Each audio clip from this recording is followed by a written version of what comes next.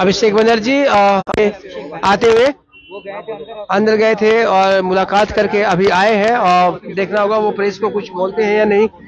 और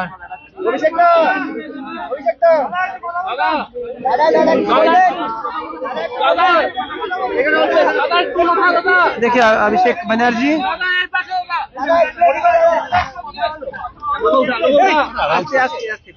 भाई मोबाइल नामा, भाई मोबाइल नामा, भाई मोबाइल नामा, अभिषेक बनर्जी नामा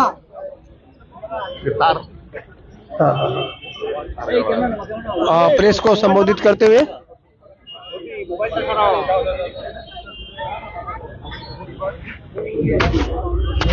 मुश्किल है पहुंचना।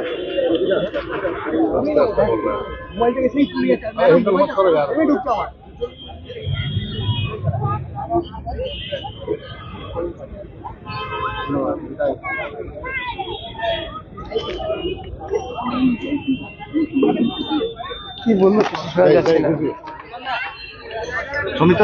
সৌমিত্রদা জিজ্ঞেস করো, রাজ্যপাল আজকে সকালবেলায় বলেছে রাজ্যের সন্ত্রাস অব্যাহত রয়েছে। হ্যাঁ, রাজ্যের সন্ত্রাস অব্যাহত রয়েছে, রাজ্যপাল বলেছে সকাল।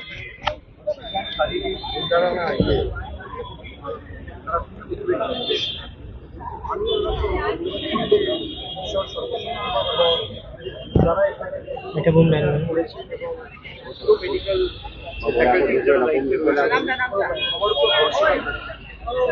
দুদিনের মধ্যে 3 দিনের মধ্যে চিকিৎসার যারা দায়িত্বে রয়েছেন ডাক্তার নার্স সহ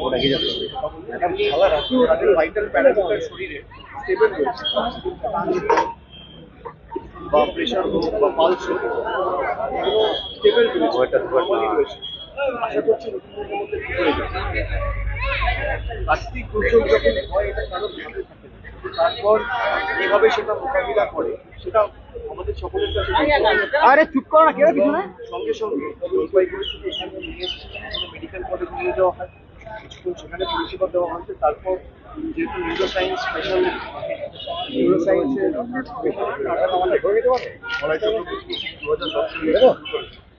এই কারণে এখানে শিফট করা হবে। আশাবাদী তারা চেষ্টার কোনো ত্রুটি রাখে এবং আমরা সকলে প্রার্থনা করছি ঈশ্বরের কাছে, ভগবানের কাছে, সর্বশক্তিমানের কাছে দুটো বাচ্চাই যেন একদম সুস্থ হয়ে যত দ্রুত সম্ভব তারা তাদের বাড়িতে ফিরে যেতে পারে। যদিও বাড়িও নেই, আমি বললাম যে তারা তো তাড়াতাড়ি যাতে বাড়ি ফিরে যায়।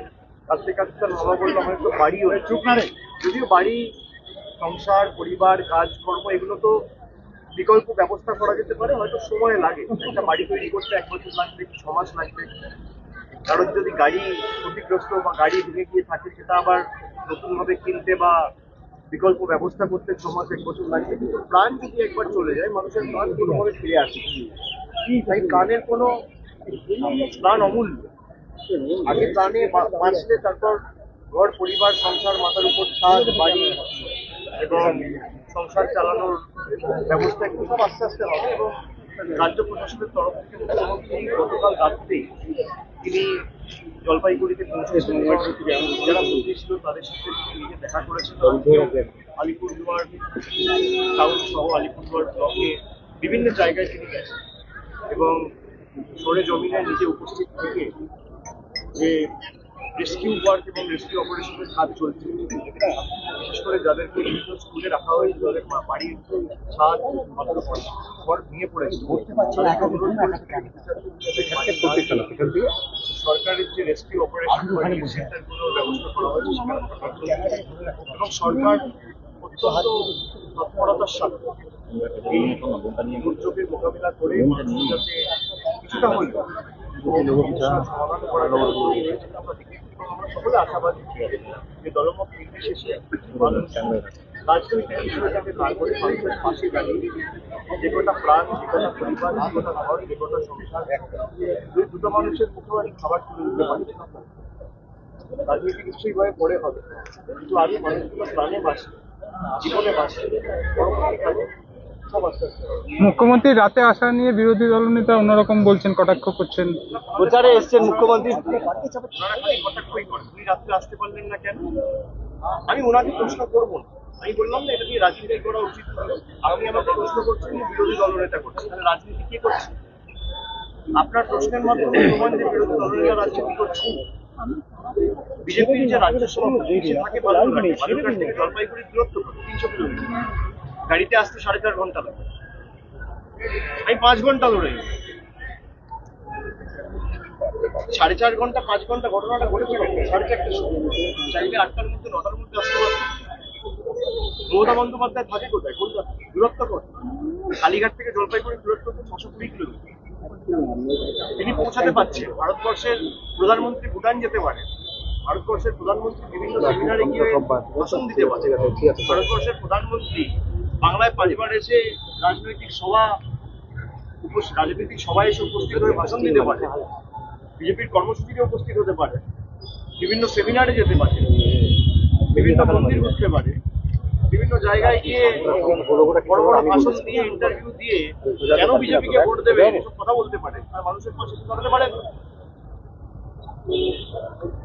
কোভিডের সময়, আমফানের সময়, যশের সময় বিভিন্ন এলাকা জুড়ে, খালি আমি আলিপুরদুয়ার জলপাইগুড়ি বলছি, কারা ছিল। এবং মানুষকে আমি বলবো, যদি তৃণমূল কংগ্রেসকে আপনাদের পছন্দ নাও হয়, আপনারা না ভোট দিলেও তৃণমূল কংগ্রেস আপনাদের পাশে থাকতে বদ্ধপরিকর। এটাই তৃণমূল কংগ্রেস। আমাদের আলিপুরদুয়ার, কুচবিহার, জলপাইগুড়িতে প্রত্যাশিত বা আশা ছিল 2021-এও ফল হয়নি, 20-এও হয়। তাও প্রথম ছুটে এসছে যিনি, তার নাম মমতা বন্দ্যোপাধ্যায়।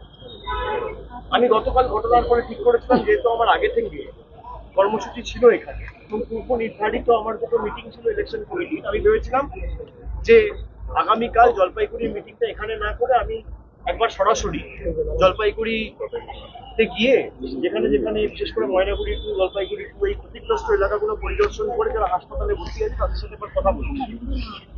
মুখ্যমন্ত্রী সঙ্গে সঙ্গে সিদ্ধান্ত নিল যে তিনি নিজে যাবেন এবং রেস্কিউ অপারেশন কাজকর্ম ঠিকঠাক হচ্ছে কিনা, মানুষ ঠিকমতো রয়েছে কিনা, বিকল্প এখানে থাকার ব্যবস্থা হয়েছে, সেখানে পর্যাপ্ত পরিমাণের খাবার পরিষেবা মানুষ পাচ্ছে কিনা, যাদের ঘর ভেঙে গেছে, প্রায় 1500 ঘর ভেঙেছে, ঘরের ব্যবস্থা রাজ্য সরকার করবে। আদর্শ আচরণবিধি চলছে, এমসিসি লাগু রয়েছে বলে বিস্তারিত কোনো বলা যায় না। রাজ্য প্রশাসনের তরফ থেকে যা যা করণীয় সব করা হবে। আমি খালি অনুরোধ করব, যারা বলছে যে রাজনীতি করতে এসছে, তিনি যদি রাজনীতি করতে আসতেন আজকে সকালে আসতে পারতেন, তিনি রাজনীতি করতে এলে আজকে দুপুরবেলা আসতে পারতেন।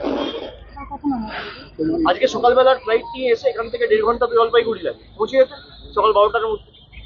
কিন্তু ওই হাসপাতালটার উপর অনেক মানুষের পরিষেবা, চিকিৎসা ব্যবস্থা নির্ভর করে। সেই কারণে সকালে না এসে রাত্রে সঙ্গে সঙ্গে যাওয়া, যে মানুষের যখন একটা আঘাত বা চোট লাগে, এক একটা সেকেন্ড, এক একটা মিনিট গুরুত্বপূর্ণ। এই যে এখানে পিউ বা রোহিত এসছে, যদি 5 ঘন্টা 6 ঘন্টা আরো দেরি হতো তারা হয়তো প্রাণে বাঁচত না, ভগবান বাঁচিয়ে দিল।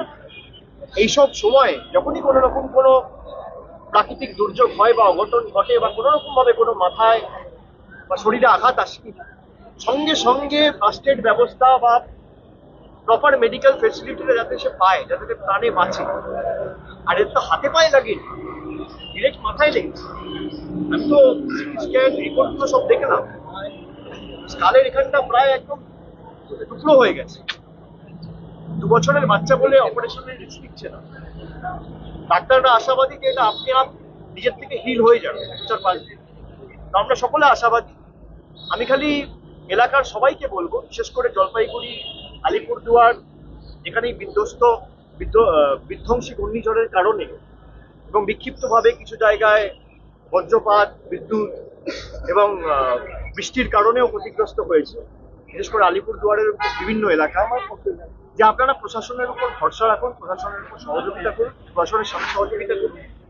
আমরা এইসব নিয়ে রাজনীতি করি না। আমি আবার বলছি, এই নিয়ে আপনার যে দলকে মনে হবে আপনি সে দলকে ভোট দেবেন, ভোটের সাথে কোনো রিলেশন নেই। আমরা মানুষকে পরিষেবা দিতে বদ্ধপরিকর। যারা আমাদের ভোট দিয়েছে রাজ্য সরকার তাদের জন্য কাজ করবে, যারা ভোট দেয়নি তাদের জন্য কাজ করবে। এটা বিজেপির সরকার নয় যে মানুষ ভোট দেবে না টাকা বন্ধ করে দেবে। আপনি ভোট দিলেও আপনি পরিষেবা পাবেন, আর ভোট না দিলেও সেই 600 কিলোমিটার দূর থেকে মমতা বন্দ্যোপাধ্যায় এসেই আপনাকে পরিষেবা দেবে। এই জন্যই আমরা আপনাদের বলছি যে যারা গ্যারেন্টি দিচ্ছে 2000 কিলোমিটার দূর থেকে, খালি একটা টুইটের মাধ্যমে আপনাকে গ্যারেন্টি দিচ্ছে, একটা টুইট করে এদের কাজ শেষ। আর আমাদের গ্যারেন্টি মানুষের পাশে থেকে মানুষকে প্রাণে বাঁচিয়ে, মানুষকে সঠিকভাবে চিকিৎসা পৌঁছে দিয়ে তাদেরকে যত দ্রুত সম্ভব সুস্থ করে বাড়ি পাঠানো তৃণমূল কংগ্রেস এবং মমতা বন্দ্যোপাধ্যায়কে। আমি এইটুকু খালি মানুষকে বলবো যে আপনারা নিজের চোখে দেখুন কারা রাজনীতি করছে। আমি এগুলো বলতাম না, আপনি আমাকে বললেন বিরোধী দলনেতা কটাক্ষ করছে। আপনার কটাক্ষ করার কি রাইট আছে? উনি বড় বড় ভাষণ দিচ্ছেন, সন্দেশখালীতে রাজনীতি করতে কবার গেছে আর অ্যারেস্ট হওয়ার পর কবার গেছে। আজকেও এসছেন পলিটিক্যাল মিটিং করতে, আমরা পারতাম না ছুটি করতে এসেছি চাকরি জনসভা করুন। আমরা করব, আগে মানুষগুলো সুস্থ হয়ে বাড়ি ফিরবে, তারপর সমাজের প্রতি আমাদের দায়বদ্ধতা রয়েছে। আমাদের সবার জনপ্রতিনিধি যারা তাদের ন্যূনতম দায়িত্ব রয়েছে, কর্তব্য রয়েছে, পালন করা উচিত। তারপর রাজ্যপাল এসেছিলেন, রাজ্যপাল বলছেন যে রাজ্যে সন্ত্রাসের বাতাবরণ রয়েছে। ঘটনায় রাজ্যপাল বলেছে রাজ্যে এখনো হিংসা অব্যাহত রয়েছে। কার জন্য হিংসা হচ্ছে? আপনারা গতকাল কি দেখেছেন? হিংসা কে ছড়াচ্ছে? নিশ্চিত প্রামাণিক করছে। রাজ্যপাল যদি নিরপেক্ষ হয়, উনি তো রাজ্যপাল নয়, উনি পদ্মপাল। উনি যদি নিরপেক্ষ হয়, ক্যামেরায় রয়েছে, আপনারা দেখিয়েছেন, আমি বলছি না, এটা তৃণমূল বলছে না। উদয়ন গুহর যে গাড়ি ভাঙা হয়েছে, গাড়ির পেছনের কাঁচ যে ভাঙা হয়েছে, তাকে যে আক্রমণ করা হয়েছে, কে করেছে? রাজ্যপাল যদি নিরপেক্ষ হয়, তার বিরুদ্ধে চিঠি করুক। তিনি তো ভারতবর্ষের স্বরাষ্ট্রমন্ত্রীর ডেপুটি। তাহলে কার ইন্ধনে বাংলায় সন্ত্রাস করছে? 2021 সালে যখন শীতলকুচি হয়েছিল, কার নেতৃত্বে হয়েছিল? শীতলকুচির দায়িত্বে কে ছিল? সেন্ট্রাল ফোর্স কারা নিয়োগ করেছিল? সেন্ট্রাল ফোর্স কার অধীনস্থ ছিল? আর যার নেতৃত্বে হয়েছিল তাকে এখন বিজেপি পুরস্কৃত করেছে। এমনি আমি বিশেষ কিছু বলবো না, মানুষের কাছে ছেড়ে দেওয়া হোক, জনগণ উত্তর দেবে। কোচবিহারে কি শান্তিপূর্ণ ভোট হবে বলে মনে করছি? কোচবিহার নয়, সর্বত্র শান্তিপূর্ণ ভোট এবং শান্তিপূর্ণ ভোট। এরা একটা বাংলাকে কালিমালিপ্ত করার পরিকল্পনা বারবার নেয় যে বাংলায় সন্ত্রাস হয়। আপনি পঞ্চায়েতেও কেন্দ্রীয় বাহিনী দিয়ে ভোট করি, 2021 কেন্দ্রীয় বাহিনী দিয়ে ভোট হয়েছে, 19 ভোট হয়েছে, 16 ভোট হয়েছে, 14 ভোট হয়েছে। ফল কি? আমরা সর্বত্র চাইছি শান্তিপূর্ণ ভোট। মানুষ নিজের ভোট দেবে। গণতান্ত্রিক উৎসব, উৎসবের মেয়াদে মানুষ ভোট দেবে, নতুন উৎসাহ উদ্দীপনা নিয়ে।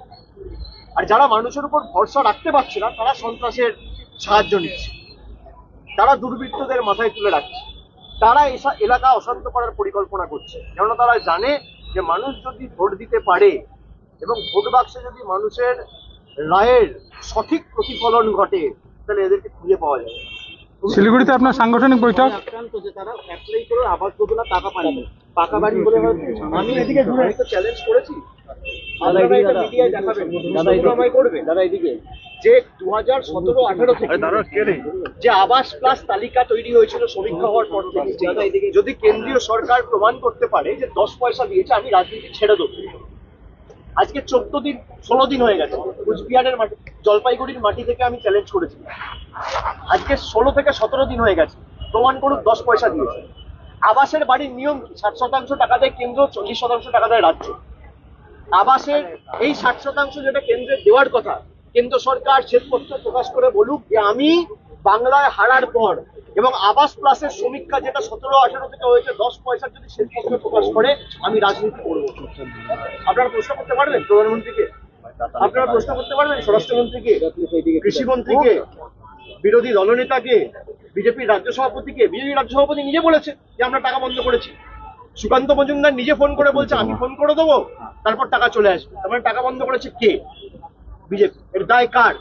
আজকে যদি আবাস হতো, এই বাচ্চাগুলোকে এইভাবে হাসপাতালে অ্যাডমিট হয়ে থাকতে হতো না, এদের মাথার উপর এই আঘাত আসতো না, এই চোট লাগতো না।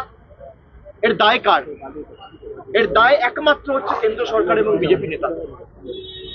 আর যদি আপনি দিয়ে থাকেন, আপনি শ্বেতপত্র প্রকাশ করুন। দুধ কা দুধ পানি কা পানি। প্রধানমন্ত্রী শিলিগুড়িতে মিটিং করতে এসে কাউগাছিতে বলে গেছে যে 44,000 কোটি টাকা আমার সরকার দিয়েছে। আমি বলছি বাংলা হারার পর 2021 সালে আপনি 44,000 কোটি টাকা ছেড়ে দিন, 4 পয়সার যদি শ্বেতপত্র বিজেপি দেখাতে পারে, আমি রাজনীতি করবো। বিজেপি ক্ষমতা থাকলে প্রকাশ করবে। অভিষেক, বিরোধী দলনেতা যখন আজকে হাসপাতালে ছিলেন, মাল্টি স্পেশালিটি ওপিডির দরজা বন্ধ করে দেওয়া হয়েছিল, এটাই বললাম যে আমরা মুখ্যমন্ত্রী চাইলে আজকে সকালবেলা আসতে পারতাম, কিন্তু সকালবেলা যদি 11টা-12টার সময় আসে, কিছুটা হলেও তো মানুষের অসুবিধা হয়।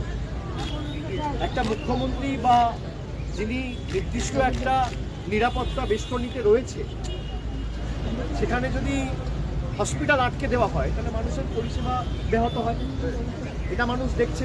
তা ফটো তুলতে কে এসছে, রাজনীতি করতে কে এসছে, মানুষ এটা দেখছে।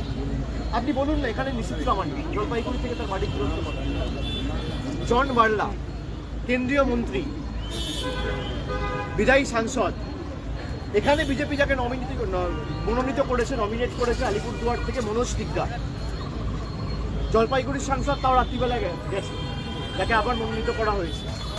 তারপর আপনি এখানে আসুন রাজু বিস্টা, তারপর আপনি চলে যান ওদিকে রায়গঞ্জ, দেবশ্রী চৌধুরী, এখন যাকে কার্তিক পাল যাকে টিকিট দিয়েছে, তারপর আপনি চলে যান বালুরঘাট, বিজেপির রাজ্য সভাপতি।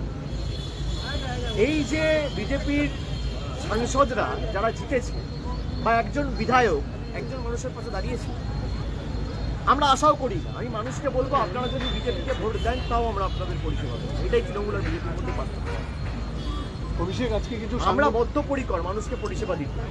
যাদের বাড়ি 40 কিলোমিটার দূরে, তারা জলপাইগুড়ি হাসপাতালে পৌঁছাতে পারল, তারা দুটো বাচ্চাকে নিয়ে হাসপাতালে ভর্তি করে তাদের চিকিৎসার সুব্যবস্থা করতে পারল। আর দিল্লিতে সকাল বিকেল আপ ডাউন করতে হয় 2000 কিলোমিটার দূর তল্পি বাহুপাতা করতে, তখন এদের অসুবিধা হয়, তখন কানেক্টিভিটির প্রবলেম হয়। সুকান্ত মজুমদার কবার দিল্লি যায়, নিজের পিঠ বাজাতে শুভেন্দু অধিকারী কবার দিল্লি যায়, অসুবিধা হয় না। 600 কিলোমিটার দূর থেকে মমতা বন্দ্যোপাধ্যায় রাত্রে 1টার মধ্যে জলপাইগুড়ি পৌঁছাতে পারছে, আর আপনি 300 কিলোমিটার দূর বালুরঘাট থেকে পৌঁছাতে পারছেন। এটা মানুষের কাছে প্রতিষ্ঠিত, প্রমাণিত। এদের কাছে মানুষের প্রাণের কোনো মূল্য নেই, আমাদের কাছে মানুষের একটা মানুষের প্রাণ হচ্ছে মণিমুক্ত।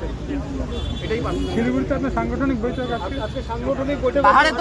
পাহাড়ে তো তৃণমূল বিজেপিএম বনাম সমস্ত রাজনৈতিক দল, পাহাড়ে তৃণমূল বিজেপিএম বনাম সমস্ত রাজনৈতিক দল, লড়াইটা কি একপাশে হয়ে গেল? রাজনৈতিক দলের মানুষের কাছে যাওয়ার অধিকার আছে, মানুষ কাছে গ্রহণ করবে বর্জন করবে, এটা মানুষের কাছে ছিল।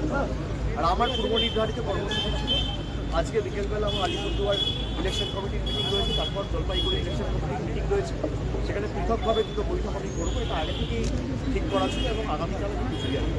থ্যাংক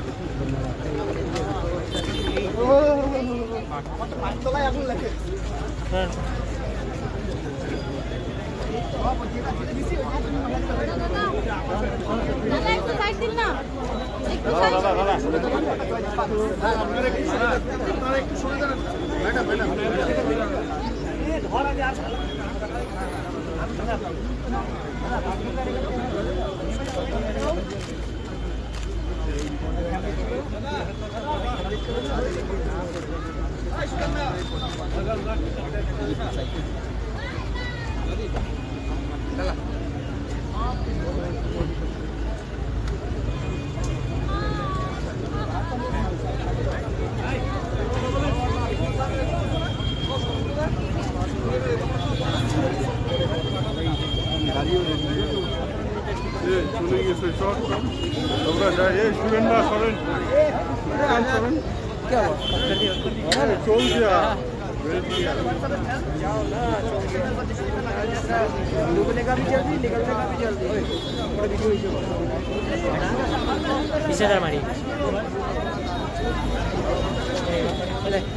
पकड़िए ना, बोलते रहिए तो आपने देखा अभिषेक बनर्जी जो अभी यहाँ आए थे घायलों का हालचाल पूछने के लिए, और यहाँ गौतम दा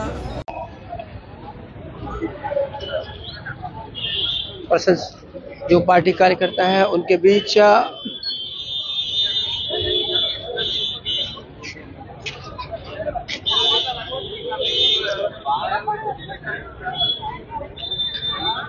सिलीगुड़ी के मेयर